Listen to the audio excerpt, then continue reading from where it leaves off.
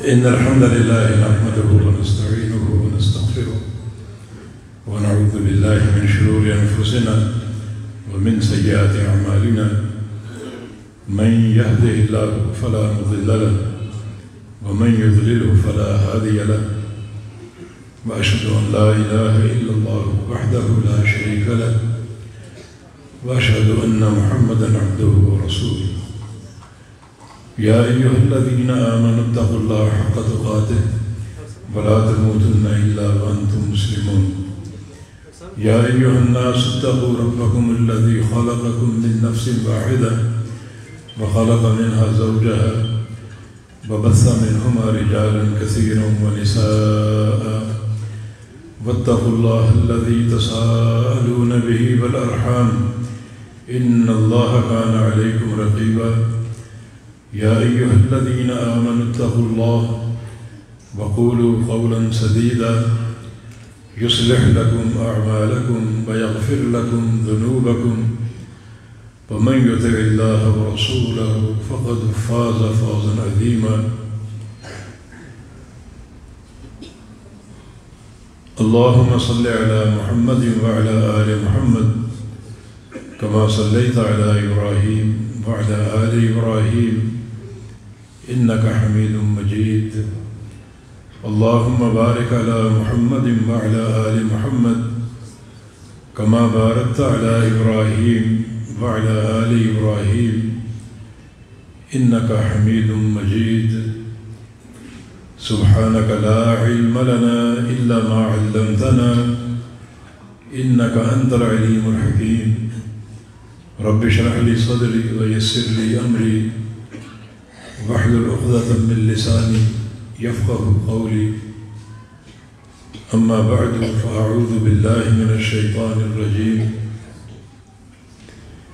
من همزه ونفخه ونفثه بسم الله الرحمن الرحيم يا أيها الذين آمنوا اتقوا الله ولتنظر نفس ما قدمت لغد واتقوا الله إن الله خبير بما تعملون وقال رسول الله صلى الله عليه وسلم ألا إن سلعة الله غالية ألا إن سلعة الله الجنة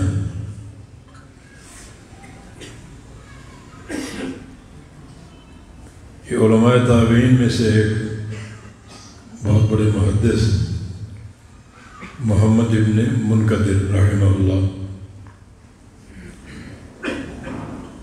اپنی وفات کے وقت ایک آیت کریمہ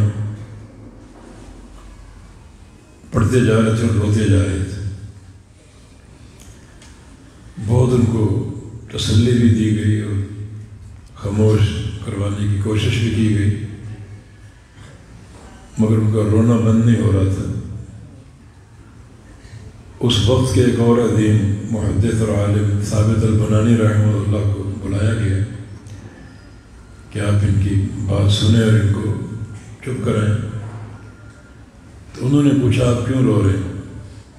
کہا کہ ایک آیت کریمہ سامنے آ گئی اس نے رلا دیا. وَبَدَا لَهُم مِّنَ اللَّهِ مَا لَمْ يَكُونُوا يَحْتَسِبُونَ کہ قیامت کے دن بہت سے لوگوں کے لیے اچانک اللہ تعالیٰ کی طرف سے ایسا فیصلہ صادر ہوگا جو ان کی توقع میں نہیں ہوگا. ان کی امیدوں پر سارا پانی پھر جائے گا. اللہ تعالیٰ جو بے نیاز اور قادر مطلق ہے وہ قیامت کے فیصلے فرمائے گا، حساب لے گا. بعض لوگوں کے لیے ایسا فیصلہ صادر ہوگا جو ان کی توقعات کے خلاف ہوگا. ویسے بھی یہ بڑے متقی عالم دین تھے، بہت روتے تھے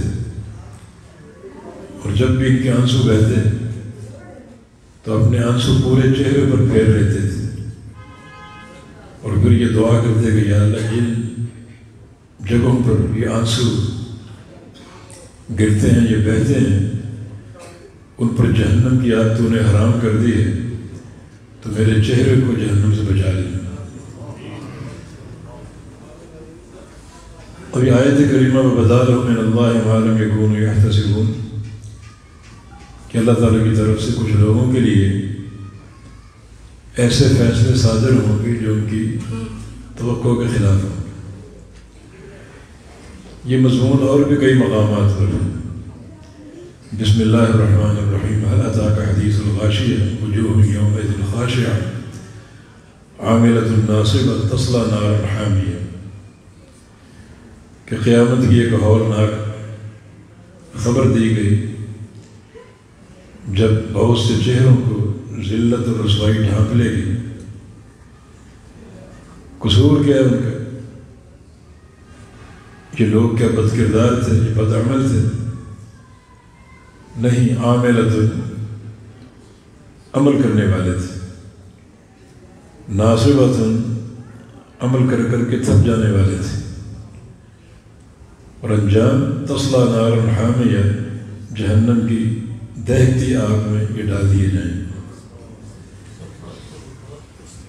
یہ تو بے تحاشا عمل لے کر گئے ہیں اور خوش ہیں کہ ہم یقیناً کامیاب ہو جائیں گے، مگر اللہ تعالیٰ کی طرف سے ایسا فیصلہ صادر ہوا جو ان کی توقع کے خلاف تھا. ایک اور مقام پر ارشاد ہے وَبَدَا لَهُم مِّنَ اللَّهِ مَا لَمْ يَكُونُوا يَحْتَسِبُونَ، اور ایک اور مقام پر وَقَدِمْنَا إِلَىٰ مَا عَمِلُوا مِنْ عَمَلٍ فَجَعَلْنَاهُ هَبَاءً مَّنثُورًا. کچھ لوگ عمل لائیں گے اور ہم ان کے سارے اعمال کو ذرے بنا کر بکھیر دے کر ضائع کر دیں گے، کوئی نیکی کام نہیں آئے گی. ایک اور مقام پر فرمایا قُلْ هَلْ نُنَبِّئُكُم بِالْأَخْسَرِينَ أَعْمَالًا الَّذِينَ ضَلَّ سَعْيُهُمْ فِي الْحَيَاةِ الدُّنْيَا وَهُمْ يَحْسَبُونَ أَنَّهُمْ يُحْسِنُونَ صُنْعًا. میرے حبیب ان کو بتائیے کہ قیامت کے دن عمل کے باوجود سب سے بڑے گھاٹے اور خسارے میں کون ہوگا؟ یعنی سب سے بڑا گھاٹا، سب سے بڑا خسارہ، اس کا عذاب کیا ہے اس کا تعارف نہیں، سب سے چھوٹے خسارے کے عذاب کا تعارف ہے. مسند احمد میں حدیث رسول اللہ صلی اللہ علیہ وسلم کا فرمان ہے ان اہون اہل النار عذابا من یوضع تحت قدمیہ جمرتان من النار، کہ جہنم کا سب سے ہلکا عذاب اس شخص کو ہوگا جس کو جہنم سے باہر کھڑا کر کے اس کے پاؤں کے نیچے 2 جہنم کے کوئلے رکھ دیے جائیں گے. باقی پورا جسم آگ سے بچا ہوا ہے، صرف پاؤں کے نیچے تلووں میں 2 انگارے ہیں جہنم کے، ان پر کھڑا کر دیا جائے گا. اور یغلی بہما دماغو، ان انگاروں کی شدت اور حدت سے اس کا دماغ اس طرح کھولے گا جیسے تیز چولہے پر ہنڈیا کا پانی کھولتا ہے. یہ سب سے ہلکا خسارہ ہے، سب سے ہلکا عذاب ہے. یہاں سب سے بھاری خسارے کا ذکر ہے بالاخسرین اعمال، جو اخسر ہیں، سب سے بڑے خسارے والے. یہ کون لوگ ہیں؟ الذین ضل سعیہم فی الحیاۃ الدنیا، جن کی دنیا کی زندگی کی ہر کوشش بیکار جا رہی تھی، جو عمل کرتے، جو محنت کرتے بیکار جا رہا تھا. وہم یحسبون انہم یحسنون صنعا، اور وہ یہ سمجھتے تھے کہ ہم جو کر رہے ہیں ٹھیک کر رہے ہیں، اپنے تئیں سمجھتے تھے ہم جو کر رہے ہیں ٹھیک کر رہے ہیں، ہمارا عقیدہ ٹھیک ہے، ہمارا مسلک ٹھیک ہے، ہمارے باپ دادا ٹھیک ہے، ہماری برادری ٹھیک ہے. مگر حقیقت یہ کہ جو کچھ کر رہے تھے سب بیکار ہے.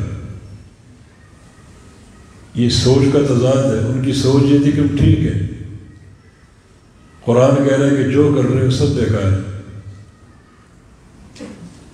اس مضمون کے بہت سے نصوص، حدیث ہے بخاری کی، نبی علیہ السلام کا ارشاد گرامی ہے کہ ان رجلا یعمل بعمل اہل الجنۃ فیما یبدو للناس وهو من اہل النار.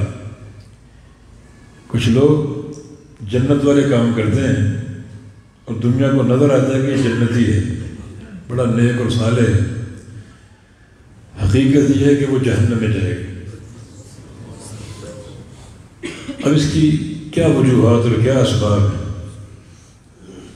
قیامت کے دن لوگوں کے لیے ان کی توقع کے خلاف فیصلے کیوں ہوں گے؟ ضروری ہے کہ ہر عمل کرنے والے کی نظر عمل کی قبولیت کی طرف، قبول عمل اس پر نظر ہونی چاہیے۔ تو قبول عمل کے کچھ قواعد ہیں، کچھ اصول ہیں، ان کو جاننا چاہیے۔ صحابہ کی نظر اسی طرح آگے ہوتی تھی۔ ام حارثہ کا واقعہ آپ سنتے رہتے ہیں، جن کا بیٹا حارثہ بن نعمان جنگ بدر میں شہید ہو گیا تھا۔ جب بدر کے مجاہدین لوٹے تو سب کے اہل خانہ مدینہ سے باہر ان کا استقبال کر رہے ہیں، اور یہ ام حارثہ بوڑھی خاتون بھی اپنے بیٹے کے انتظار میں، مگر اس کو خبر دی کہ کیا آپ کا بیٹا شہید ہو گیا۔ بڑے بوجھل قدموں کے ساتھ اللہ کے نبی کے پاس آئی اور آ کر عرض کیا کہ تعریف منزلۃ حارثہ منی، آپ جانتے ہیں کہ حارثہ کا میرے ساتھ کیا تعلق تھا، اکلوتا بیٹا تھا، نہ میرا شوہر ہے، نہ کوئی بھائی ہے، نہ کوئی اور اولاد ہے، یہ ایک واحد سہارا تھا جو اللہ نے لے لیا۔ ان کا نہ پھر جنت، بس مجھے بتایا جائے کہ اللہ نے میرے بیٹے کو قبول کیا یا نہیں کیا۔ اگر اللہ نے قبول کر لیا، جنت میں چلا گیا، تو اصبر و احتسب، تو میں صبر کر لوں کہ بیٹا چھن گیا، چلا گیا، لیکن جنت میں پہنچ گیا، صبر آ جائے گا، قرار آ جائے گا۔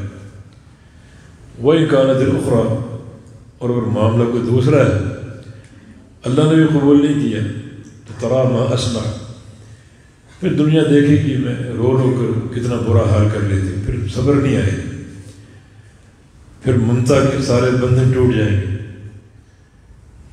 تو نبی علیہ السلام نے فرمایا کہ ام حارثہ کیسی باتیں کرتی ہو شہدائے بدر کے بارے میں، انہا لجنان کثیرہ وَإِنَّ ابْنَكِ لَأَصْحَابَ الْفِرْدَوْسِ الْأَعْلَىٰ، کہ جنتیں بہت ہیں اور اللہ نے تیرے بیٹے کو جنت الفردوس عطا فرما دی۔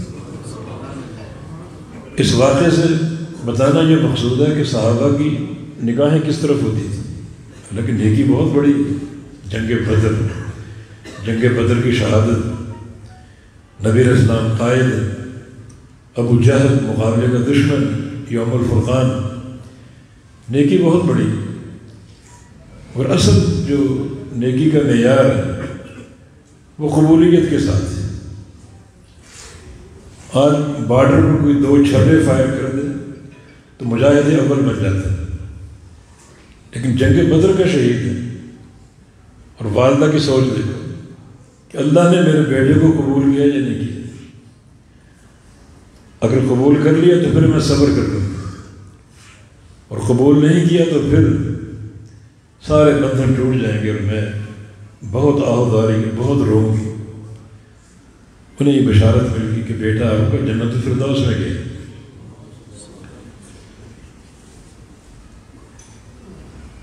وَالَّذِينَ يُؤْتُونَ مَا آتَوْا وَقُلُوبُهُمْ وَجِلَةٌ، یہ صحابہ کا کردار کہ عمل کرتے ہیں ساتھ ساتھ ڈرتے ہیں۔ سیدہ عائشہ صدیقہ اس مقام کو سمجھ نہ سکی، یہ کون لوگ جو عمل کرتے ساتھ ڈرتے ہیں؟ پوچھا نبی علیہ السلام سے، یہ کہ چور ہیں، ڈاکو ہیں، زانی ہیں، شرابی ہیں، جو گناہ کرتے ہیں ساتھ ڈرتے بھی؟ فرمایا کہ لا یا بنت صدیق، صدیق کی بیٹی نہیں، یہ چور اور زانی اور ڈاکو نہیں ہے، یہ روزے دار اور نمازی لوگ ہیں، نمازیں پڑھتے ہیں، تہجد پڑھتے ہیں، روزے رکھتے ہیں، ساتھ ساتھ ڈرتے بھی ہیں۔ ڈر اور خوف کس چیز کا؟ اللہ کے ہاں قبولیت ہے یا نہیں، اللہ قبول فرما رہا ہے یا نہیں فرما رہا۔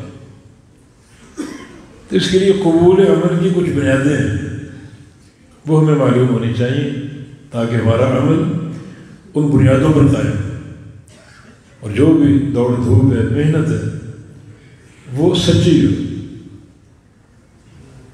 قرآن پاک میں ھذا یوم ینفع الصادقین صدقہم، یہ آج کا دن جو ہے سچے لوگوں کو ان کا سچ نفع دے گا۔ بس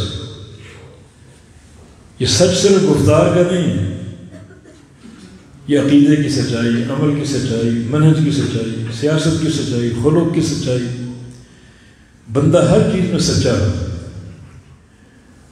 سچا ہونے کا معنی یہ کہ ہر چیز میں ایک حسن ہو۔ حسن کا پہلا معنی یہ کہ ہر چیز پر تطبیق ہو، تنفیذ ہو اللہ کے حبیب کی سنت کی۔ اس سے بڑھ کر اچھائی کوئی نہیں۔ نبی علیہ السلام کی ایک حدیث بھی ہے سیدہ عائشہ رضی اللہ عنہا کی روایت سے کہ ان اللہ یحب اذا عمل احدکم عملا یتقنہ، اللہ تعالیٰ محبت کرتا ہے اس بندے سے کہ وہ جو بھی عمل کرے اس میں اتقان پیدا کرے، عمل سرسری نہ ہو، روایتی نہ ہو، خانہ پوری نہ ہو، بلکہ عمل اتقان کے ساتھ، خوبصورتی کے ساتھ، مضبوطی کے ساتھ، جو واقعتاً قابل قبول ہو۔ اب اتقان عمل کیا ہے؟ وہ کون سی بنیادیں ہیں جو عمل کی قبولیت کو ضروری قرار دیتی ہیں؟ دیکھیں، عمل کی بربادی کے لیے یا قبول عمل کے لیے پہلا نقطہ توحید باری تعالیٰ کا۔ ایک بندہ اگر توحید میں خلل رکھتا ہے اور توحید کے فہم میں اس کے اضطراب ہے، غلطیاں ہیں، تو اس کی کوئی نیکی قابل قبول نہیں۔ سچی توحید اور خالص توحید ضروری ہے۔ وَلَقَدْ أُوحِيَ إِلَيْكَ وَإِلَى الَّذِينَ مِنْ قَبْلِكَ لَنْ أَشْرَكْتَ لَيَحْبَطَنَّ عَمَلُكَ۔ اللہ اپنے پیغمبر سے مخاطب ہے، کیا میرے نبی آپ کو بتا رہے ہیں اور آپ سے قبل ہر نبی کو بتا چکے ہیں، اگر تم نے شرک کر لی تو تمہارے بھی سارے اعمال برباد کر دیں۔ اگر تم نے شرک کر لی تمہارے بھی سارے اعمال برباد کر دیں۔ مانا اللہ تعالیٰ کسی کی محبت سے مجبور نہیں ہے، حالانکہ آپ صلی اللہ علیہ وسلم اللہ کے حبیب ہیں، اللہ کے پیارے ہیں، اللہ کے خلیل ہیں، لیکن اصول آپ نے بھی شرک کر لیا، چھوٹا ہو یا بڑا، سارے اعمال برباد کر دیں۔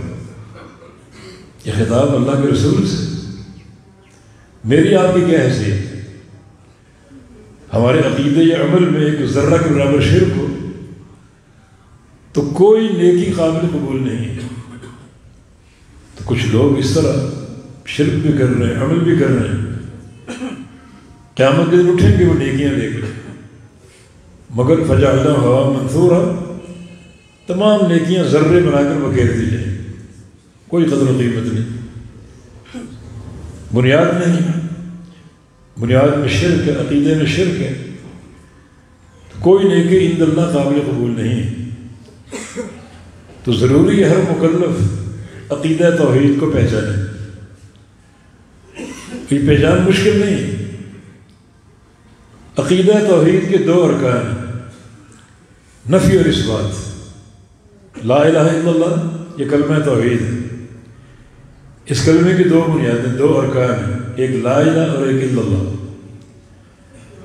لا الہ کا معنی کوئی معبود نہیں ہے، لا الہ نے ہر معبود کا خاتمہ کر دیا، وہ زندہ ہو، مردہ ہو، قبر میں ہو، مزار میں ہو، کسی آستانے میں ہو، اوپر ہو، نیچے ہو، آسمانوں میں، زمینوں میں، کہیں بھی لا کی تلوار چل چکی، کوئی معبود نہیں ہے۔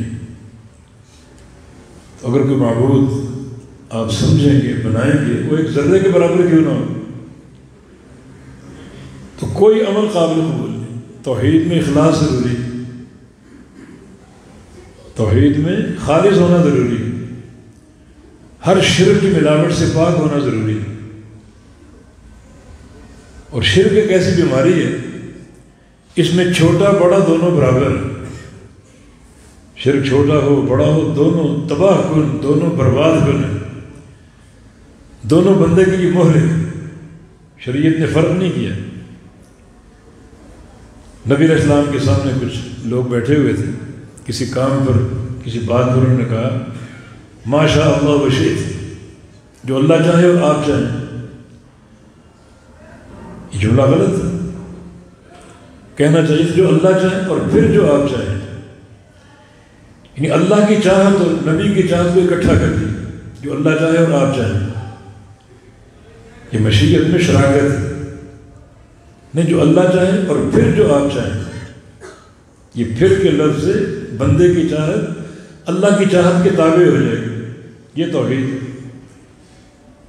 تو یہ جملہ کا تھا آپ نے کیا فرمایا اجعلتنی للہ عدلا، تم نے یہ جملہ کہا کہ مجھے اللہ کے برابر کر دی، غور کریں کہاں یہ جملہ اور کہاں اللہ کی برابری۔ اللہ کی برابری بہت بڑا شرک ہے، چھوٹا سا جملہ اس کے مقابلے میں کچھ نہیں، لیکن تمہارا یہ جملہ مجھے تم نے اللہ کے برابر کر دیا، تو شرک میں فرق نہیں، ایک جملہ بھی تباہ کن ہے اور کسی کو مکمل طور پہ اللہ کے برابر قرار دے دینا یہ بھی تباہ کن ہے۔ جب آپ نے مکہ فتح کیا اور اگلا وہیں سے مہم آپ کی حنین کی جنگ کے لیے تھی، تو مکہ میں اس وقت نئے لوگ مسلمان ہو گئے، تقریباً 2000 کے قریب وہ ساتھ شامل ہو گئے۔ اب حنین کی جنگ کا سفر جاری ہے، ایک درخت نظر آ گیا ذات انوات، تو کچھ جو نئے مسلمان تھے جب کہ عقیدہ پہ راسخ نہیں ہوا تھا، نبی علیہ السلام سے عرض کیا کہ اجعل لنا ذات انوات کما لہم ذات انوات، ایک ایسا درخت ہمیں بھی بنا کر دے دی جیسے مشرکین کا یہ درخت ذات انوات، ان کا یہ درخت ہے، جب کسی مہم پر نکلتے ہیں اسلحے لٹکاتے ہیں اس کے ساتھ تو ان کو فتح ہوتی ہے۔ ہم بھی ایک جنگ پر جا رہے ہیں، ایک درخت ہمارا مقرر کر دیں کہ ہم بھی اپنے ہتھیاروں کو لٹکائیں اور ہم کو فتح نصیب ہو، صرف ایک درخت کا مطالبہ تھا، عدم فہم کی بنا پر نئے مسلمان تھے۔ فرمایا کہ قولکم ھذا کما قالت بنو اسرائیل لموسیٰ علیہ السلام اجعل لنا الہا کما لہم آلہہ، تمہاری یہ بات بالکل ویسی ہے جیسے بنی اسرائیل نے موسیٰ علیہ السلام سے کہا تھا کہ جیسا ان کا معبود ہے ویسا ہمیں بھی ایک معبود بنا کر دے دیں۔ کہاں ایک درخت کی بات اور کہاں پورے معبود کی بات، آپ نے دونوں کو برابر قرار دیا۔ تو شرک کی آمیزش بڑی تباہ کن، مانا ایک ذرے کی اگر ایک بو محسوس ہوتی ہے شرک کی آپ کے عقیدے میں عمل میں، تو اعمال کے لیے تباہ کن۔ تو ایک مکلف پر فرض ہے جو عمل کرنا چاہتا ہے اللہ کی رضا چاہتا ہے کہ سب سے پہلے اپنے عقیدہ توحید کی اصلاح کرے، علماء سے سبق لے، ان سے پوچھے لا الہ الا اللہ کا معنی کیا ہے، لا الہ کا معنی کوئی معبود نہیں، الا اللہ کا معنی صرف ایک اللہ معبود ہے، لا الہ نفی کا رکن ہے، الا اللہ اس بات کا رکن ہے، نفی اور اس بات اکٹھے ہوں گے تو توحید پوری ہوگی۔ خالی اس بات توحید نہیں ہے،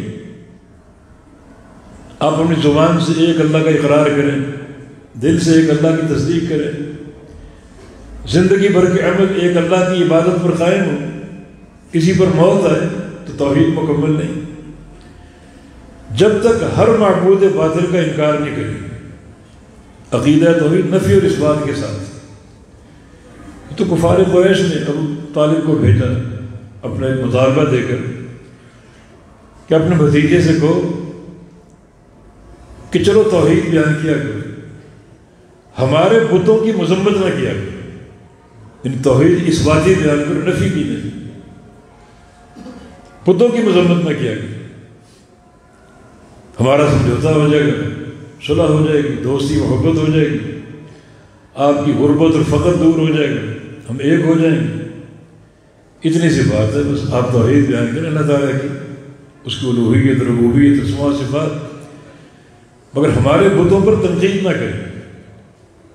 رسول اللہ صلی اللہ علیہ وسلم نے فرمایا کہ اگر سورج میرے دائیں ہاتھ پہ رکھ دو اور چاند بائیں ہاتھ پر، پھر بھی تمہارے بتوں کی تنقید سے باز نہیں آؤں گا، کیونکہ توحید اس بات سے نہیں بنتی، نفی اور اس بات دونوں کے ساتھ بنتی۔ اس کا معنی کیا ہے کہ سورج دائیں ہاتھ پہ اور چاند بائیں ہاتھ پر، یعنی جہاں تک سورج کی دھوپ ہے، چاند کی چمک ہے، وہاں تک کی ساری دولتیں، سارے خزانے میرے ہاتھ پہ رکھتے ہیں، تو یہ لالچ مجھے اس بات پر آمادہ نہیں کرے گی کہ میں شرک کی نفی نہ کروں، تمہارے بتوں کی تنقید اور تردید نہ کروں. یا پھر اس کا معنی خوف، سورج اتنا گرم میرے دائیں ہاتھ میں رکھ دو، وہ برداشت کر لوں گا، مگر شرک کی مذمت سے باز نہیں آؤں. یہ ہے توحید، بڑی گہرائی سے توحید کا فہم، پوری غیرت کے ساتھ. عقیدہ توحید کی محبت بھی ہو اور عقیدہ توحید کی غیرت بھی ہو. ہمارے استاد تھے سعودی عرب میں، انہوں نے اس غیرت کی مثال دی کہ آپ اخبار دیکھ رہے ہیں، اخبار میں بڑی سرخی ہے کہ کئی گنڈوں نے ایک بچی کی عزت کو داغدار کر دیا، مجرمانہ حملہ کیا، اس کی عزت کو داغدار کر دیا، کھیلتے رہے اس کی عزت کے ساتھ. بات غیرت کی ہے. نیچے ایک چھوٹی سی خبر اور بھی کہ فلاں وزیر فلاں دربار پہ پھولوں کی چادر چڑھا ہے. آپ کی غیرت توحید کا امتحان، زیادہ غیرت کس چیز پر آتی؟ اس بچی پر جو اس کی عزت پر حملہ، اس پر، یا جو اللہ کی توحید میں جو خلل ڈال رہا، کس پر غیرت آ رہی ہے؟ زیادہ غیرت کا مسئلہ توحید باری تعالیٰ کا. اس وزیر کے اس کارنامے پر آپ کو غیرت آنی چاہیے. یہ پھولوں کی چادریں چڑھانا بدترین قسم کا شرک ہے. یہ چادریں کیوں چڑھا رہے ہیں؟ تاکہ قبر والا خوش ہو کہ فلاں بندہ آیا اور میری قبر پہ چادر چڑھا دی. مانا قبر والا جانتا ہے کہ باہر کیا ہو رہا ہے. اس کو خوش کرنا کیوں چاہتے ہیں؟ تاکہ وہ خوش ہو کر ہماری مرادیں پوری کر دے، ہماری حاجتیں پوری کر دے. یہ دیے جلانا، چادریں چڑھانا چھوٹا گناہ نہیں، بہت بڑا حرامہ ہے. کئی قسم کے شرک اس میں جمع ہے. تو زیادہ غیرت آپ کی کہاں جاگ رہی؟ اس بچی کے مسئلے کو پڑھ کر یا اس وزیر کی بے غیرتی کو پڑھ کر جو قبر پہ چادر چڑھا ہے؟ اس انداز سے توحید کی غیرت، توحید کا فہم، تو ایسے بندے کی نیکیاں قابل قبول ہوتی. حافظ ابن قیم نے لکھا ہے کہ شیطان جب کسی بندے پر اپنا جال پھینکتا ہے تو اس کی پہلی کوشش ہوتی ہے کہ اس کو شرک میں پھنسا دے. چاہے پاک دامن ہو، تہجد گزار ہو، ہر سال حج کرے، عمرے کرے، لیکن کسی نہ کسی طرح اس کو شرک میں پھنسا دے، اس کی پہلی کوشش ہوتی ہے. یا پھر بدعت، اگر وہ اس میں کامیاب ہو جائے، بندہ شرک میں پھنس گیا یا بدعت میں پھنس گیا، شیطان اس کو چھوڑ دیتا. جاؤ بچہ، جا کر ہر سال حج کرو، ہر مہینے عمرے کرو، زکوٰۃ و صدقات کے ڈھیر لگا دو، تہجد پڑھو، نفل پڑھو، فرض پڑھو، روزے رکھو، نفلی فرضی جو چاہے کرو. اب مجھے کوئی پرواہ نہیں، کیونکہ شرک کی موجودگی میں تمہاری کوئی نیکی اللہ قبول نہیں کرے گا. خاسرت دنیا والآخرہ، دنیا میں بھی تھکاوٹ اور آخرت میں جہنم آ گیا، جہنم کا عذاب. کوئی نیکی قابل قبول نہیں. یہ بتا رہا ہوں اللہ ما لم یکونوا یحتسبون. کچھ لوگ نیکیاں لائیں گے، بڑے خوش ہیں، اللہ خوش ہونے دے گا کچھ وقت کے لیے. ایک نفسیاتی مار ہوتی، کچھ وقت خوش ہوں گے کہ نیکیاں موجود ہیں، ہم تو کامیاب ہیں، مگر نیکیوں کی بنیاد شرک پر تھی. اب اللہ کا فیصلہ آ رہا ہے کہ چونکہ تمہارے عقیدہ یہ عمل میں شرک تھا، تمام نیکیاں برباد، خوشی غارت ہوگی. وہ بتا رہا ہوں اللہ ما لم یکونوا یحتسبون. اللہ کی طرف سے اچانک ایسا فیصلہ صادر ہو چکا جو ان کی توقع کے خلاف تھا. تو کئی لوگ عمل انجام دیتے ہیں، ان کو عقیدے کی نہ معرفت نہ عقیدے کی پرواہ ہے، شرک اور توحید کی بنیادوں کو جانتے ہی اس طرف توجہ ہی، عمل کے ڈھیر لگا رہے ہیں، مگر عقیدے کی اساس پر غور نہیں کرتے. یہ غور کرنا ضروری ہے. پہلا نقطہ ایک مکلف کے لیے فہم توحید ہے. یہ نبی کی پہلی دعوت، قولوا لا الہ الا اللہ تفلحوا.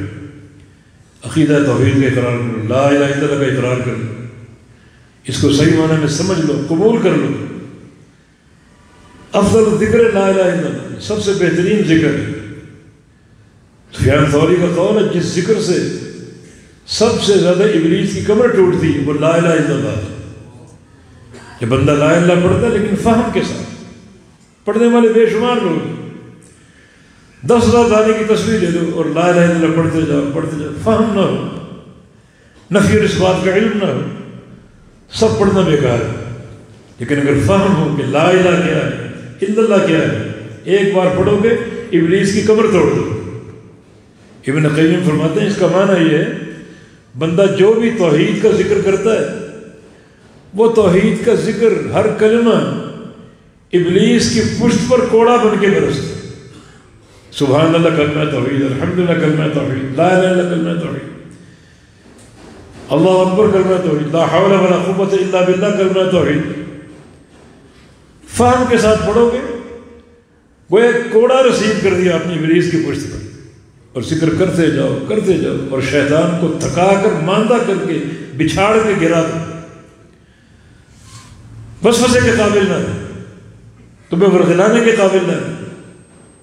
یہ توحید کی عظمت اور توحید کا فائدہ کہ توحید کے جو اذکار ہیں اگر فہم کے ساتھ کرو گے، پوری عقیدے کی قوت کے ساتھ اور پورے صدق کے ساتھ، تو ہر کلمہ شیطان کی پشت پر کوڑا بن کے برستا ہے۔ اذکر اللہ ذکر کثیرا، ذکر کرتے جاؤ اور کوڑے مارتے جاؤ حتیٰ کہ مار کے اس کو ماندہ کر دے۔ ان العبد المؤمن یندی شیطانہ کما یندی احدکم بعیرہ فی السفر، ایک بندہ مومن، بندہ موحد اپنے شیطان کو تھکا مارتا ہے، ماندہ کر کے گرا دیتا ہے، بچھاڑ دیتا ہے، جیسے تم لوگ سفر میں اپنی سواری کو تھکا دیتے۔ یہ بندہ اونٹ پر جا رہا ہے، رکتا ہی پڑاؤ ہی نہیں ڈالتا، آرام ہی نہیں کرتا، دوڑتا جا رہا ہے، بھاگتا جا رہا ہے، کتنا چل سکے گا؟ بالآخر اس کا اونٹ گر جائے گا، تھک ہار کے گر جائے گا۔ یہ مثال ایک بندہ مومن کی ہے جو اپنے شیطان کو تھکا مارتا ہے، ذکر کرتا جاتا ہے، اٹھتے بیٹھتے ذکر کرتا ہے، ہر کلمہ ذکر پر اس پر کوڑے برس رہے حتیٰ کہ تھک ہار کے اس سواری کی طرح گر جاتا ہے۔ یہ توحید کی عظمت اور توحید کا فائدہ ہے۔ اور اگر شرک آ جائے چاہے ذرے کے برابر کیوں نہ ہو تو انسان کے اعمال، اس کی نیکیاں، اس کے حج عمرے سارے برباد ہو جاتے ہیں۔ تو یہ پہلا نقطہ، پہلا اصل ہے کہ ہمارے اعمال اللہ کے قابل قبول ہوں، اس میں توحید کی عظمت کا عمل دخل ہے، توحید کا فہم، عقیدہ توحید کی غیرت۔ اور اللہ ہر بندے کے دل کو جانتا ہے کتنی غیرت ہے، کتنا ادراک ہے توحید میں، کتنا فہم ہے توحید کا، اللہ ہر بندے کو جانتا ہے، کوئی چیز اس سے مخفی نہیں، کوئی شے اس سے اوجھل نہیں۔ دوسرا اصل یہ، دوسرا قاعدہ یہ ہے کہ بعض بندے نیکیاں کرتے ہیں اور بے تحاشا کرتے ہیں مگر ان کے عمل میں یا ان کے عقیدے میں بدعت شامل ہوتی ہے۔ بدعت بھی اعمال کے لیے تباہ کرتی ہے۔ ایک انسان بڑی کھلی نگاہوں سے دیکھے کہ کون سا عمل اللہ کے پیغمبر کی سنت ہے اور طریقہ عمل کیا ہے، ہر چیز کا ادراک رکھے، اس وقت تک کوئی کام نہ کرے جب تک وہ نبی علیہ السلام سے ثابت نہ ہو۔ ثابت ہو تو پھر کرے۔ کیسے کرے؟ جیسے اللہ کے پیغمبر نے کیا۔ یہ دو بڑی مضبوط بنیادیں ہیں، بڑی مضبوط۔ ابن تیمیہ رحمہ اللہ لکھتے ہیں کہ لوگوں 2 سوالوں کے جواب تیار کر لو، سمجھو پورا دین آپ کے پاس آ گیا۔ ایک ہے من تعبد اور دوسرا کیف تعبد، عبادت کس کی کرنی اور عبادت کیسے کرنی۔ دونوں کا جواب ایک ہی، کوئی 2 3 4 اختیار نہیں ہے، 2 3 4 جواب نہیں ہے۔ من تعبد، عبادت کس کی کرنی، ایک ہی جواب۔ کیا جواب؟ صرف ایک اللہ کی، یہ اس کا جواب۔ سارے معبودان باطلہ کا انکار ہو گیا، جتنے تواغیت لوگوں نے نصب کیے ہوئے بت ہیں، شجر حجر، بہت سے زندے مردے جو لوگوں نے الہ بنا، سب کا انکار، ایک اللہ کی عبادت۔ دوسرا سوال کیف تعبد، عبادت کیسے کرنی، اس کا بھی ایک ہی جواب۔ دنیا میں بہت سی قومیں ہیں، برادری میں بہت سے باپ دادا، بہت سے پیر و مرشد، بہت سے امام، کسی کا نام نہیں لینا. صرف ایک ہی شخصیت ہے جس کا طریقہ مثالی ہے اور اس طریقے سے عبادت کرنی ہے، اور وہ شخصیت محمد الرسول اللہ صلی اللہ علیہ وسلم. پورا دین ہے، اور قبول عمل کی یہ دو پختہ بنیادیں ہیں. بدعت اگر آ گئی اللہ نہ عمل قبول کرے گا، نہ وہ بندہ اللہ کے یہاں محبوب ہو سکتا. دشمن اللہ تعالیٰ. بدعتی انسان سب سے بڑا مجرم ہے، سب سے بڑا دین کا باغی ہے. اللہ کے سامنے سینہ تان کے کھڑا ہو. اللہ فرماتا ہے کہ میں شارع ہوں، شریعت ساز ہوں. وہ کہتا ہے نہیں، میں بھی شریعت بناتا ہوں، میرے باپ دادا نے بنایا. فلاں کام میں نے ایجاد کیا، فلاں کام فلاں نے ایجاد کیا، فلاں کام میرے باپ نے ایجاد کیا، فلاں کام میری قوم برادری نے ایجاد کیا. سینہ تان کے کھڑا. حالانکہ شارع اللہ ہے، شریعت ساز اللہ. لِكُلٍّ جَعَلْنَا مِنْكُمْ شِرْعَةً وَمِنْهَاجًا. سب کے لیے، ہر نبی اور اس کی امت کی شریعت ہم نے بنائی، اور یہ کھڑا اس بات کو جھٹلا ہے. کتنی بڑی جسارت اور کتنی بڑی جرت ہے. پھر دین میں ادراک کر رہا ہے. استدراک کا معنی کوئی پچھلے کام ہو چکے ہوں، ان میں کوئی نقص ہو، اس نقص کو دور کرنا، یہ استدراک ہے. اللہ کی شریعت نازل ہو چکی، اس میں یہ کمی، یہ نقص، یہ ہم نے پورا کیا. ہمارے اماموں نے پورا کیا، ہمارے پیروں نے، ہماری برادری قوم باپ دادا نے پورا کیا. اس سے بڑی جرت ہو سکتی؟ سینہ تانے کھڑا ہے. اللہ فرما رہا ہے یوم اکملت لکم دینکم، میں نے دین مکمل کر دیا. ایک سوئی کے ناکے کی بھی اضافے کی گنجائش نہیں. یہ کہتا نہیں مکمل کام ہو، مکمل تو ہم کر رہے ہیں. تیرے دین میں یہ کمی تھی، یہ کمی تھی، ہم نے پوری کی. ابھی رجب کا مہینہ گزرا، یہ رجب 27 رجب، یہ تاریخ کوئی بھی ثابت نہیں. اس دن کے قیام، اس رات کی عبادتیں قطعاً ثابت، سب بدعت. یہ ہے نا استدراک کہ دین میں رجب کا ذکر نہیں تھا، رجب کی عبادات کا ذکر نہیں، ہم نے پورا کیا. یہ کمی ہم نے دور کی. شعبان کا مہینہ چل رہا ہے، 15ویں شعبان ہم نے نکالی. 15ویں شعبان میں قبرستانوں کی زیارت اور راتوں کا قیام، مخصوص عبادتیں، اتنے نفل، اس طریقے سے نفل پڑھو. یہ دین میں نہیں، ہم نے پورے کی، ہم نے دین کو مکمل کیا. تو بڑا اس سے بڑا کوئی مجرم ہو سکتا ہے؟ سب سے بڑا اللہ کا دشمن، اللہ کے رسول کا دشمن. بدعت سے نفرت کرنا سیکھو، اور بدعت کی نفرت تبھی پوری ہوگی جب آپ کے دل میں اہل بدعت کی بھی نفرت ہو. دین اس تضاد کو نہیں جانتا کہ بدعت سے نفرت ہے اور بدعتی سے محبت ہے. بدعت سے نفرت ہے اور بدعتی سے بغلگیر ہو رہے. بدعت سے نفرت ہے اور بدعتی سے مسکراہٹوں کے تبادلے ہو رہے. بدعت سے نفرت ہے اور بدعتی انسان سے اسٹیجوں پر ہاتھ لہرا لہرا کر یگانگت کا اظہار کر رہے ہیں. یہ تضاد کہاں سے آئے؟ یہ قابل قبول نہیں. لا تجد قوما یؤمنون باللہ والیوم الآخر یوادون من حاد اللہ ورسولہ. اس زمین کی پشت پر، اس زمین کے نقشے پر ایسی قوم آپ کو نہیں ملے گی جو اللہ سے محبت اور ایمان کے دعوے دار ہو، اور ایسے لوگوں سے محبت کرے جو اللہ کے دشمن. بدعتی انسان اللہ کا دشمن، اللہ سے محاذرائی کر رہا ہے، اللہ کا مقابلہ کر رہا ہے، اللہ کے فرامین کے سامنے سینہ تان کے کھڑا ہوا ہے. ہم اس سے محبت کریں. اس نقشے پر ایسی قوم آپ کو نہیں ملے گی. ایمان سچا ہے تو بدعتی انسان سے محبت نہیں ہوگی. کسی بھی مفاد، کوئی مالی مفاد، کوئی سیاسی مفاد، کوئی کرسی کا حصول، کوئی مفاد ہو، یہ قابل قبول ہی نہیں. اور اگر کسی بدعت سے محبت ہے، اس کا قرب ہے، اظہار یگانگت ہے، اپنے ایمان کا محاسبہ کرے.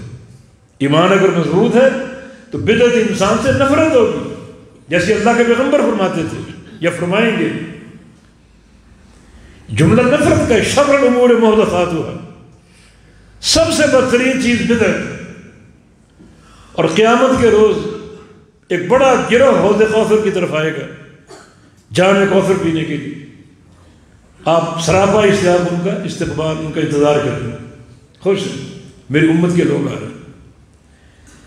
یہ لوگوں کی پہچان آیان یا ان کے چہروں سے نہیں کہ فلاں اور فلاں اور فلاں آ رہے ہیں، بلکہ علامات کے ساتھ. علامات کیا ہوگی؟ ان کے اعضائے وضو چمک رہے ہوں، خوش کہ میری امت کے لوگ آ رہے ہیں. صحیح بخاری کے الفاظ ہے احتبسوا، وہاں پہنچنے سے پہلے ان کو گرفتار کر دیا جائے، گرفتار کر لیا جائے، محبوس ہو جائیں گے. میری امت ہے، امت ہی ان کو آنے دو. صحابہ نے پوچھا کیف تعرف امتک، آپ امت کو کیسے پہچانیں گے؟ فرمایا کہ ان امت یاتون یوم القیامہ غرا محجلین من اثار الوضوء، میری امت کے وضو کے اثار چمک رہے ہوں گے، ان سے پہچان گے. آپ پہچان چکے، وضو کے اثار چمک رہے، مگر گرفتار کر لیے گئے. جبریل کیا فرمائیں گے؟ انک لا تدری ما احدثوا بعدک، آپ جانتے ہی نہیں انہوں نے آپ کے بعد کیسی کیسی بدعتیں اس دین میں شامل کی. یہ ٹولہ بدعتی. جب یہ تعین ہو گیا بدعتی ہیں تو چمک بھی ختم ہو جائے. وہ جو اعضائے وضو چمک رہے تھے سیاہ پڑ گئے. ایک وقتی خوشی ان کو دی اللہ، ایک نفسیاتی مار ہوتی، خوش ہو جاؤ وقتی طور پر. وبدا لهم من اللہ ما لم يكونوا يحتسبون، اللہ کی طرف سے اچانک ایسا فیصلہ صادر ہوگا جو ان کی توقع کے خلاف ہوگا. خوش خوش آ رہے ہیں، وضو کی اعضاء چمک رہے ہیں، حوض کوثر سامنے، خوش خوش آ رہے ہیں. اچانک گرفتار ہو گئے، چمک ماند پڑ گئی، چہرے سیاہ ہو گئے. اور اللہ کے نبی کیا فرمائیں گے؟ کہ یہ فرمائیں کہ ان کو آنے دو، ان کی شفاعت کر دو. نبی تو ایک ایک امتی کی بخشش کا حریص ہوتا ہے، مگر دیکھیں اللہ کے نبی کیا فرمائیں گے؟ سحقا سحقا لمن غیر بعدی، ان کو مجھ سے دور کر دو، ان کو میں دیکھنا نہیں چاہتا، دور کر دو، ہم قریب کریں. یعنی جس طرح شرک کی غیرت ضروری ہے، بدعت کی بھی غیرت ضروری ہے. بدعت انسان ایک بڑا مجرم اور باغی اور طاغی، بدعت سے نفرت ہو، بدعتی سے محبت ہو، یہ تضاد قابل قبول نہیں. شرک سے محبت ہو، شرک سے نفرت ہو، مشرک سے محبت ہو، یہ تضاد قابل قبول نہیں. ان علائق کو چھوڑ دے جو آپ نے اپنے سامنے رکھے، سارے بت ہیں.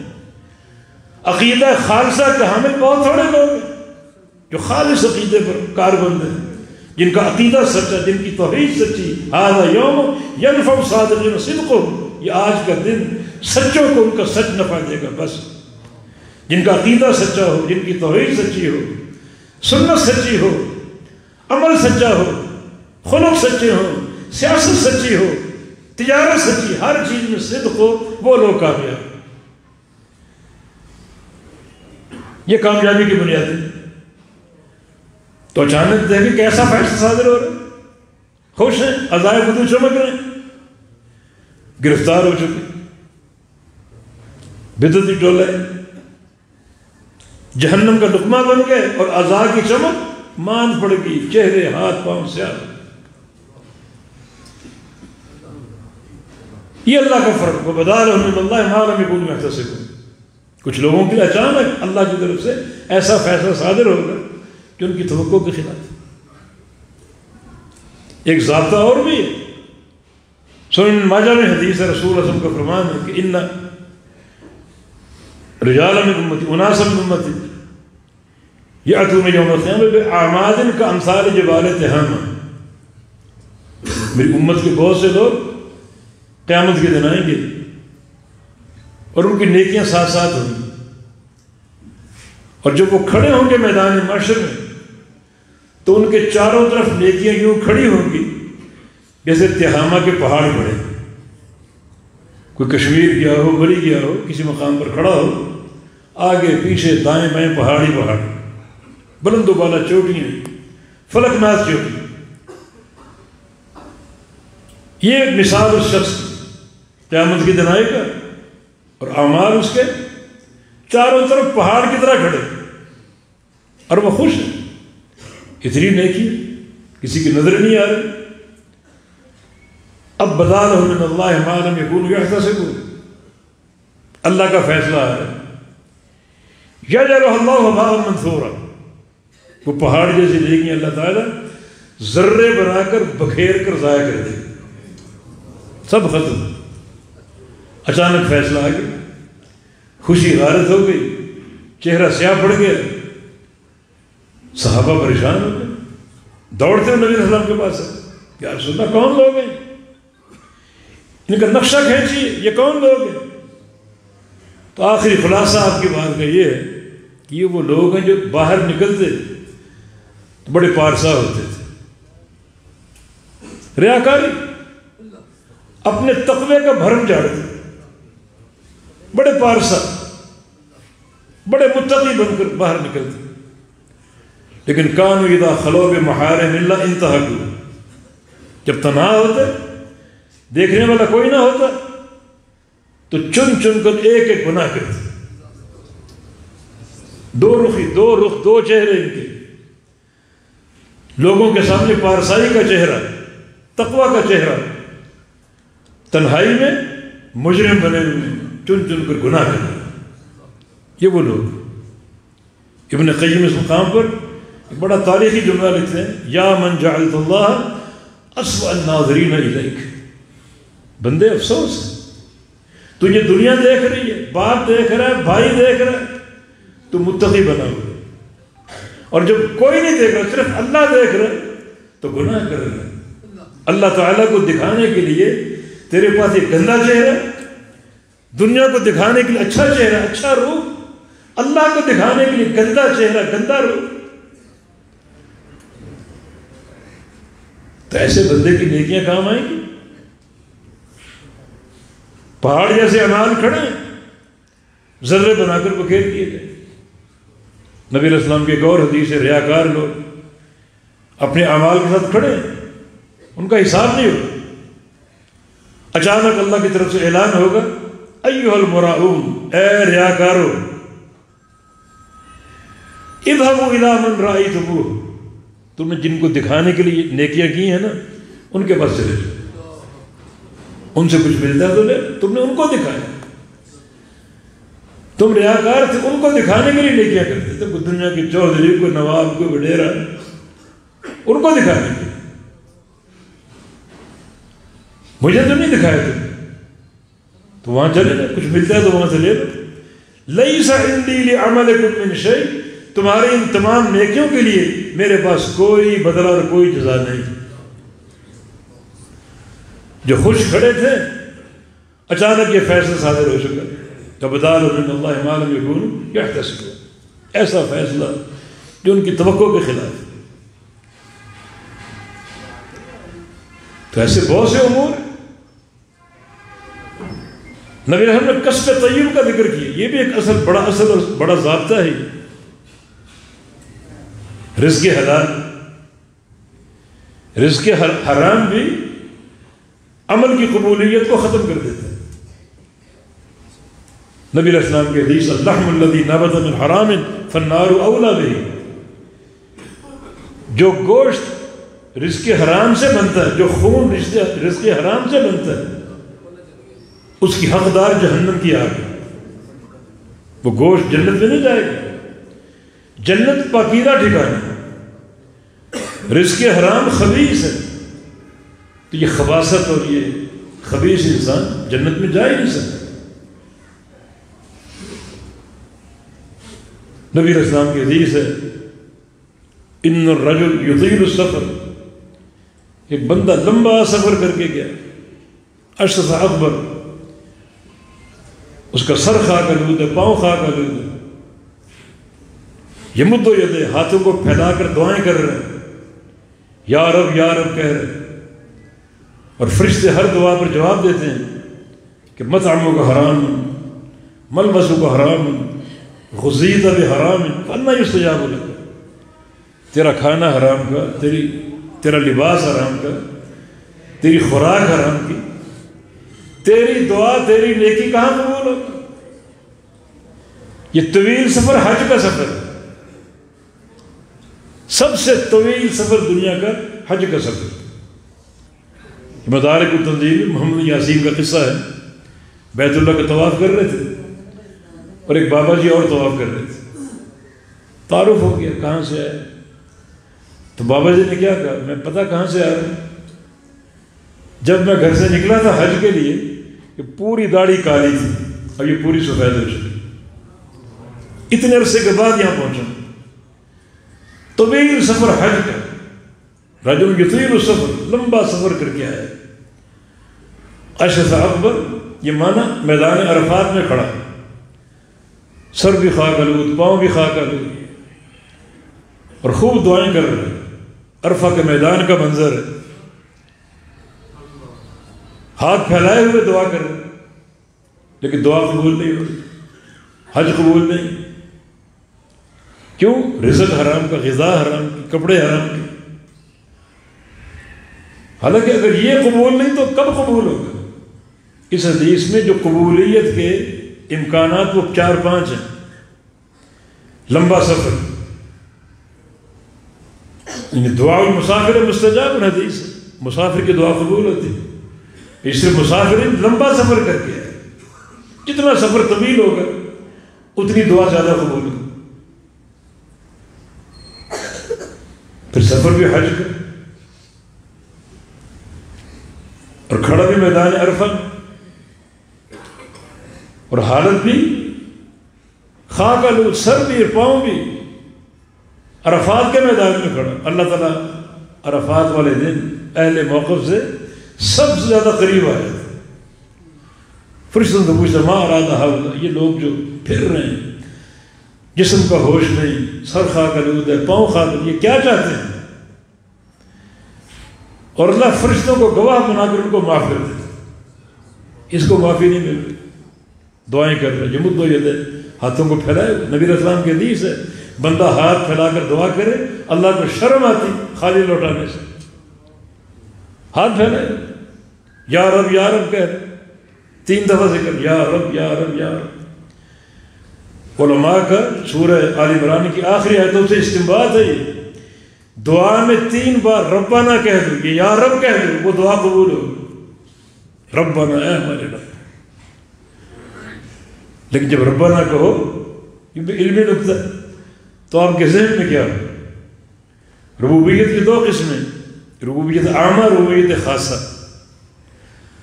ربوبیت عامہ، اللہ سب کا رب ہے، سب کو دے رہا ہے، کافر ہو، مشرک ہو، فاسق و فاجر ہو، سب کو دے رہا ہے، بے تحاشا دے رہا ہے، یہ ربوبیت عامہ، رب العالمین ہے۔ ربوبیت خاصہ، اپنے خاص مومن بندوں کا رب، ان کو کیا دیتا ہے؟ روحانیت دیتا ہے، عقیدہ دیتا ہے، فہم توحید دیتا ہے، ایمان دیتا ہے، عمل صالح جو ہے وہ عطا فرماتا ہے، یہ ربوبیت خاصہ۔ ربنا اے ہمارے رب، ربوبیت خاصہ کا معاملہ فرما ہمارے ساتھ، ہماری دعائیں قبول فرما دے، اور دعائیں قبول ہوتی، اس کی قبول نہیں ہو رہی، نہ حج کا قابل قبول، نہ دعائیں قابل قبول۔ وجہ کیا؟ مطعمو کا حرام، تیرا کھانا حرام کا، ملبسو کا حرام، تیرا لباس حرام کا، غزیتہ حرام، تیری غذا حرام کی، انا یستجاب لک، تیری دعا کہاں قبول ہو؟ یہ بھی قبول دعا کی ایک بنیاد ہے بہت بڑی۔ ایسا بندہ نیکیاں بہت لے کر جائے گا، مگر رزق حرام کی بنیاد نیکیوں کو تباہ کر دے، اب کوئی صورت نہیں کامیاب۔ عقیدہ اگر موجود ہے، توحید، سزا بھگتے گا، اور پھر جب اللہ چاہے گا جنت کے قابل ہو جائے گا۔ اگر عقیدہ بھی نہیں تو دائمی جہنمی، ہمیشہ کا جہنم، اپنے شرک کی بنا پر، جس کا بھی احساس ہونا چاہیے۔ یہ بھی ایک قاعدہ اصل ہے شریعت نے پیش کیا قبول عمل کے لیے، رزق طیب، رزق حلال۔ امام بخاری رحمہ اللہ کے والد بہت بڑے تاجر تھے، دنیا سے گئے، امام بخاری یتیم پیدا ہوئے، دنیا سے گئے، فرمایا جتنا میرا مال ہے اس میں 1 درہم حرام تو کجا مشکوک بھی نہیں، جس کے بارے میں شک ہو کہ پتہ نہیں حلال کا یا حرام کا، 1 درہم بھی مشکوک بھی نہیں۔ یہ سلف صالحین کی رزق حلال کے لیے کوشش اور ان کا قصد، یہ بھی ایک بنیاد ہے، اس کا بھی ہمیں پوری طرح اہتمام کرنا ہے۔ اور دوست اور بھائیوں، عقیدے کی صلابت اگر ہو، بعض لوگوں میں ہے ان کے اخلاق بگڑ جاتے ہیں، اخلاق کے کڑوے، پھر بعض لوگ نیکی کے غرور میں مبتلا ہو جاتے ہیں، سمجھتے کہ میں اکیلا جنتی ہوں باقی سارے جہنمی۔ یعنی شیطان کا وار ہے، شیطان نیکی سے روکتا ہے، بندہ نہ رکے تو ریاکاری کا وار کرتا ہے، بندہ اس وار کو بھی قبول نہ کرے تو نیکی کا غرور پیدا کرتا ہے۔ یہ بھی تباہ کر دو بھائیوں کا قصہ، ایک نیک اور ایک برا۔ برا بھائی ہر برائی کرتا تھا، نیک بھائی ہر نیکی کرتا تھا۔ وہ اس کو سمجھاتا، وہ مانتا نہیں، بڑا متعنت۔ ایک دن وہ برا بھائی گھر آیا، نیک بھائی نماز پڑھا، سجدے میں تھے، شرارت سوچی، اس کی گردن پہ پاؤں رکھ کے کھڑا ہو گیا۔ کتنی دیر کھڑا رہا، کتنی اس کو اذیت ہوئی۔ جب اس کا کھیل تماشا پورا ہوا تو پھر نیچے اترا۔ اب یہ سجدہ سے اٹھا، نماز پوری کی اور فارغ ہوتے کہا واللہ لن یغفر اللہ لک، اللہ کی قسم تجھے اللہ کبھی معاف نہیں کرے گا۔ یہ جملہ نیکی کے غرور کا خماز ہے۔ گناہ واقعی بہت بڑا تھا، جرم بہت بڑا تھا، سجدے کی حالت میں سر پہ کھڑا۔ اللہ کی بات ناگوار گزری، وقت کے نبی کو وحی بھیجی، من الذی یتألی علیہ، یہ مجھ پر قسمیں کھانے والا کون ہے کہ میں فلاں کو معاف نہیں کروں گا؟ اس کو بلاؤ اور بلا کر کہو اس فلاں کو میں نے معاف کر دیا، تجھے جہنم میں ڈال دیا۔ سب نیکی بن گئے۔ اور ایک حدیث کے الفاظ ہے، جب دونوں مر گئے اللہ نے دونوں کو سامنے کھڑا کر دیا کہ تم نے یہ کہا تھا کہ میں اس کو معاف نہیں کروں۔ جی یا رب، میں نے کہا تھا، اسے گناہ ہی ایسا کیا، میں نے کہا کہ تجھے اللہ معاف نہیں کرے گا، تو یہ کہا تھا، میں نے اس کو معاف کر دیا، تو جاؤ جہنم، جاؤ جہنم سیدھا۔ سب نیکیاں برباد۔ اخلاق حسن، نبی نے دو عورتوں کا ذکر کیا۔ صحابہ نے پوچھا فلاں عورت ہے تذکر جو کثرت صلاتها و صیامها، بڑی نمازی خاتون ہے، بڑے روزے رکھتی ہے، صدقہ دیتی ہے، مالدار خاتون ہے، ولکنها تؤذی جیرانها بلسانها، زبان کی اچھی نہیں، زبان کی کڑوی ہے، گالی گلوچ دینا، غیبتیں کرنا، چغلیاں کرنا، پڑوسی کو تنگ کرنا۔ فرمایا کہ ہی فی النار، یہ خاتون جہنم میں جائے گی۔ نمازیں کہاں گئیں، روزے کہاں گئے، صدقات کہاں گئے؟ یا رسول اللہ ایک اور عورت ہے کمزور سی، نمازیں فرض پڑھ لیتی، نوافل نہیں پڑھ پاتی، روزے فرضی رکھ لیتی ہے، نفلی نہیں رکھ پاتی، غریب ہے، صدقہ نہیں دے پاتی، اور کبھی کبھی کچھ ٹکڑے روٹی کے بچا کے رکھتی ہے، کچھ جمع ہو تو صدقہ کر دیتی، یہ اس کا۔ لیکن لا تؤذی جیرانها بلسانها، زبان بیٹھی ہے، پڑوسیوں کو کسی کو تنگ نہیں کرتی، کسی کی غیبت نہیں کرتی، جھوٹ نہیں بولتی، کسی کی چغلی نہیں کرتی، کسی پر بہتان نہیں لگاتی، کسی کو گالی نہیں دیتی۔ فرمایا کہ ہی فی الجنہ، یہ خاتون جنت میں جائے۔ فرمایا اثقل الشیء فی میزان الخلق الحسن، اللہ کے میزان میں جب اعمال تولے جائیں گے سب سے بھاری عمل اچھے اخلاق، جو انسان کی نیکیوں کو بھاری کر دیں۔ اور ایک حدیث میں خصلتان ہما اخف علی الظہر واثقل فی المیزان، الترغیب والترہیب، کہ دو خصلتیں پشت پر ہلکی ہیں، کل قیامت کے روز اللہ کے ترازو پہ بھاری ہوں جب تولی جائیں گے۔ پشت پر ہلکی، کرنا آسان ہے۔ طول الصمت، ایک لمبی خاموشی، یعنی انسان اپنے اندر طے کر لے میں نے کم بولنا، زیادہ نہیں بولنا، زیادہ خاموش رہنے کو ترجیح دے۔ اللہ اس کے حالانکہ عمل نہیں ہے، عمل بولنا ہے، خاموشی عمل نہیں۔ اللہ اس کی قدر کرے گا، اس کی خاموشی کو جمع کرے گا، میزان میں تولے گا، بڑا وزن بن جائے گا۔ اور دوسرا بولے خلق الحسن، اچھے اخلاق، اچھے اخلاق بھی جمع کیے جائیں، میزان میں رکھے جائیں، بڑا ان کا وزن ہوگا۔ تو عمل کے انجام دہی ان قواعد کے ساتھ ہے۔ عمل کا استمرار بھی حدیث میں آتا ہے، لگاتار عمل کریں، تھوڑا کریں. احب الاعمال الی اللہ ادومها وان قل، جو عمل دائمی ہو، ہمیشہ کیا جائے، اللہ کو وہ پسند ہے.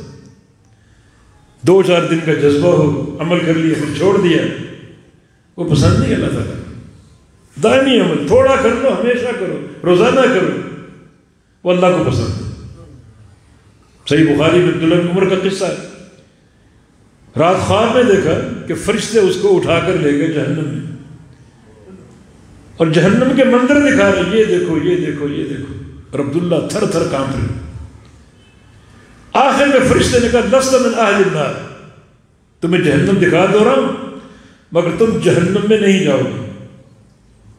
لیکن خواب بڑا برا دیکھ لیا، اٹھے بہت پریشان. اب خواب کی تعبیر کس سے پوچھے؟ نبی علیہ السلام سے. تو سامنا کرنے کی ہمت ہی نہیں ہو رہی.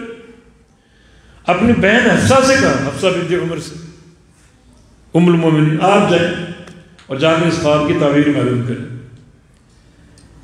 وہ گئی کہ میرے بھائی عبداللہ نے یہ خواب دیکھا. فرمایا کہ نعم رجل عبداللہ انہ کان یقوم باللیل. عبداللہ بہترین نوجوان، 9 عمر تھے، 9 عمر تھے، چھوٹی عمر کی. جنگ احد میں، جنگ بدر میں قبول نہیں کیے گئے، چھوٹی عمر تھی. عبداللہ بہترین نوجوان، لیکن کاش رات کے قیام میں تہجد میں ناغہ نہ کرے. یہ کبھی کبھی ناغہ کر جاتے ہیں. فرشتے نے جہنم دکھا کر جھنجھوڑا ہے. عبداللہ سے کہو یہ رات کا قیام اس میں ناغہ نہیں ہونا چاہیے. اس بات کو پلے سے باندھ لیا. عمر بھر تا دم حیات ایک دن بھی تہجد کی نماز قضا نہیں. اور بعض کا دن بھر جہاد کرتے، تھکاوٹ سے چور ہو جاتے، مگر رات کا قیام نہیں چھوڑتے تھے. دائمی عمل، تھوڑا ہو لیکن ہمیشہ ہو، دائمی ہو. یہ بھی ایک عمل کے لیے بہترین قاعدہ اور اساس. اللہ کی محبت ملے گی. اس بندے سے اللہ محبت کرتا ہے جس کے عمل میں دوام ہو، تسلسل اور استمرار. اللہ اس بندے سے محبت کرتا ہے. تصویر کا دوسرا رخ بھی، بعض لوگ گناہ دے کر پریشان ہو، بڑے گناہ بڑے گناہ. حدیث مسند احمد کے بندے کو پکارا جائے گا قیامت کے دن حساب و کتاب کے لیے. اب وہ آ رہا ہے اور ڈر رہا ہے کہ میری کوئی نیکی تو ہے ہی نہیں. میزان کے قریب اس کو بلا لیا گیا. اب وہ آ رہا ہے، 99 گناہوں کے رجسٹر کھلے پڑے. ہر رجسٹر میں اس کے گناہ ہیں. ہر رجسٹر تا حد نگاہ ہے، لمبائی میں، چوڑائی میں، حجم میں.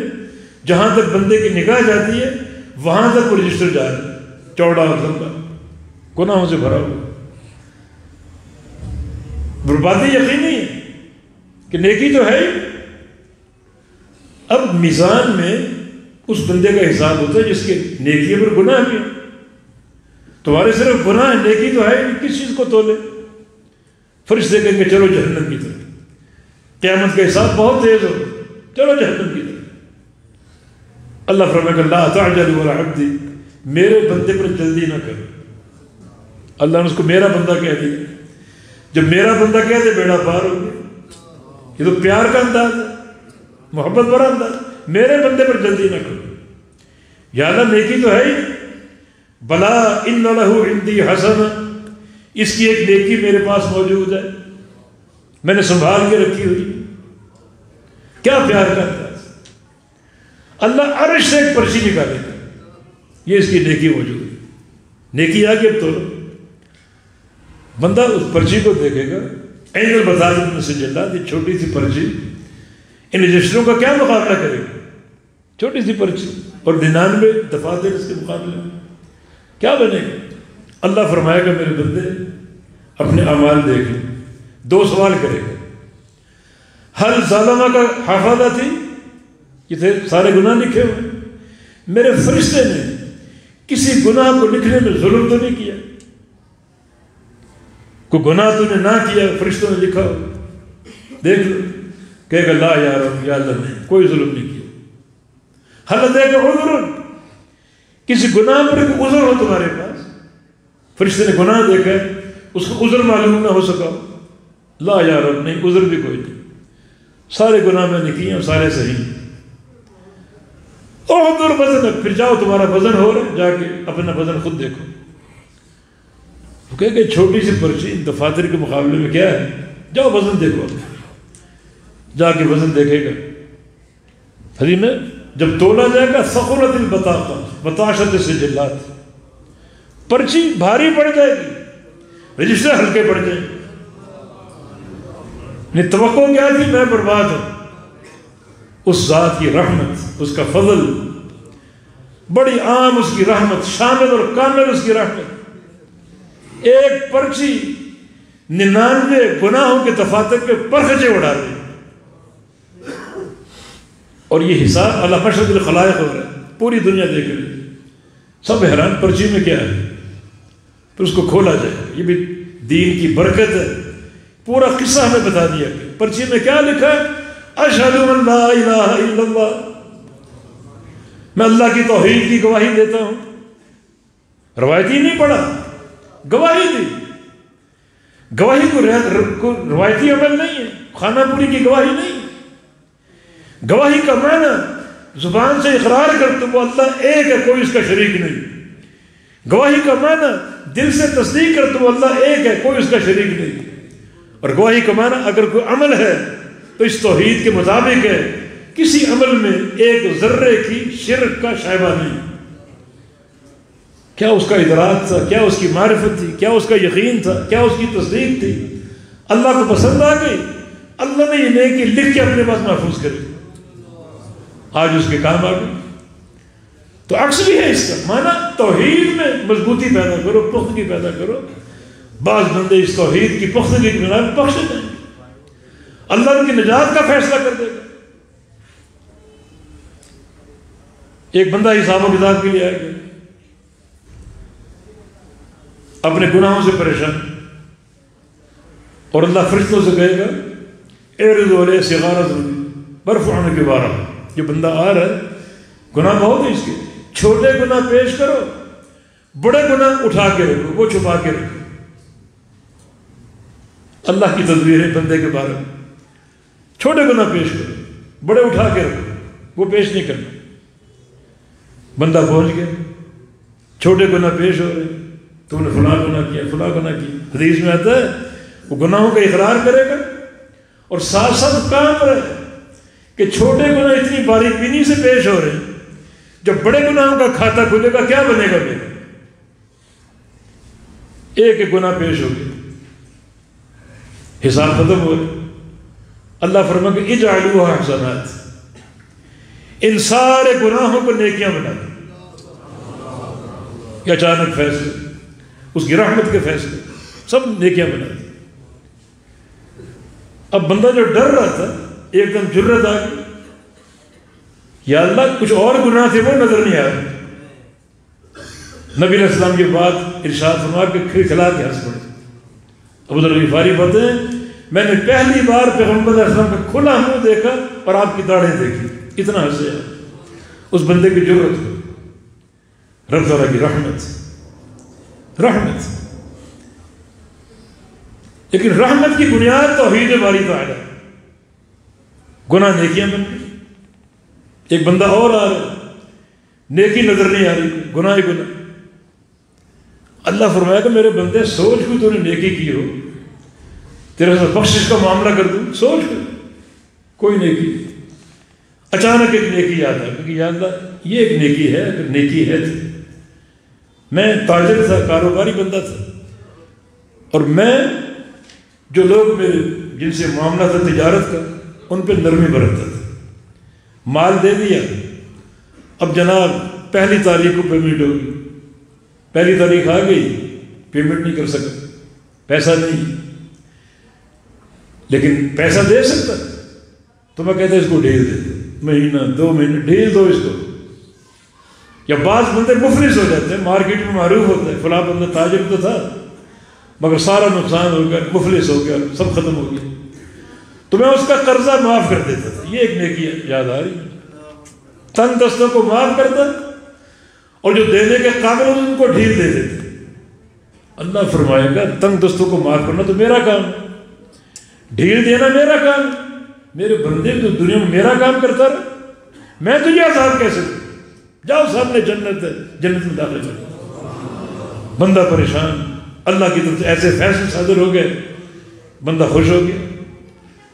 اصل معاملہ یہ ہے عقیدے کی معرفت، توحید کی پہچان، سنت رسول کی محبت، شرک سے نفرت، مشرکین سے نفرت، بدعت سے نفرت، مبتدعین سے نفرت، اور ساتھ جوانب کے امور، اخلاق حسنہ، رزق حلال، اس کا قصد ہو تو یقیناً اعمال کی قبولیت حتمی ہے، وعدے موجود ہیں۔ لیکن اگر ان بنیادوں میں سے کوئی بنیاد کم ہو جائے تو عمل قبول نہیں ہوتا۔ تو یہ فیصلہ، یہ فرمان بڑا قابل غور، وَبَدَالُهُ مِنَ اللَّهِ مَا لَمْ يَكُونُوا يَحْتَسِبُونَ، کہ بعض لوگ قیامت کی دن آئیں گے، اللہ تعالیٰ کی طرف سے ایسے فیصلے صادر ہوں گے جو ان کی توقع کے خلاف ہیں۔ اللہ تعالیٰ ہمارے ساتھ اپنے فضل کا معاملہ فرما دے، رحمت کا معاملہ فرما دے۔ یا اللہ تیرے عذاب کو برداشت نہیں کر سکتے، اپنے فضل کا معاملہ فرما دے۔ عقیدہ توحید پر ہم قائم، اس کا صحیح فہم اللہ ہم کو عطا فرما دے۔ انشاءاللہ توحید کی محبت ہوگی، توحید کا ادراک ہوگا، توحید کی قوت ہوگی، سب گناہ معاف، سب گناہ معاف۔ یا عبادی انک لو ازیدنی بخرابرۃ خطایا ثم لقیتنی لا تشرک بی شیئا لاتیتک بقرابها مغفرۃ وفضلا۔ آدمی کے بیٹے پوری زمین تیرے گناہوں سے بھر جائے، ہر طرح کا گناہ، شرک نہ ہو، میں پوری زمین کو تیرے گناہوں سے دھو ڈالوں، گناہوں کو صاف کر کے اپنے فضل سے بھر دوں گا اور تجھے عطا کر دوں گا۔ یہ توحید کی محبت۔ تو اللہ پاک پوری قوت کے ساتھ سنت کی پختگی، توحید کی پختگی ہم کو عطا فرما دے، عمل صالح کی محبت عطا فرما دے۔ آپ کا بہت بہت شکریہ، آپ تشریف لائے، ہم جہاں جمع ہوئے، ایک نشست میں آپ سب کے چہرے دیکھے اور کاموں کی میں آنے کا شوق تھا۔ یہ شہر کسی دور میں شاہ عبد الغنی رحمہ اللہ کی تقریریں سنا کرتے تھے، پھر انہیں ثانی صاحب تشریف لائے، ان کی تقریریں سنا کرتے تھے۔ تو اللہ تعالیٰ نے آج اس شہر کو بھی دکھا دیا، اور آپ کا تشریف لانا اخلاص سے اللہ قبول فرما لے۔ اور شکریہ اس لیے ادا کروں کہ آپ کی زیارت ہوگی، ایک ہی جگہ اتنے ساتھیوں کو دیکھ لیا۔ یہ زیارت بڑی کارآمد ہے، نبی علیہ السلام کی حدیث قدسی ہے کہ حقت محبتی للمتضامن فی، اللہ فرمایا جو بندے میرے لیے ایک دوسرے کی زیارت کرتے ہیں، ایک دوسرے کو دیکھتے ہیں، ان بندوں کے لیے میری محبت فرض ہو جاتی ہے۔ میں آپ کو دیکھ رہا ہوں، آپ مجھے دیکھ رہے ہیں، یا اللہ اس زیارت کو قبول فرما لے، اپنی محبت ہمارے لیے فرض فرما لے۔ بالتوفیق بإذن اللہ تعالی اقول قولی ھذا واستغفر اللہ لی ولکم وآخر دعوانا الحمد للہ رب العالمین۔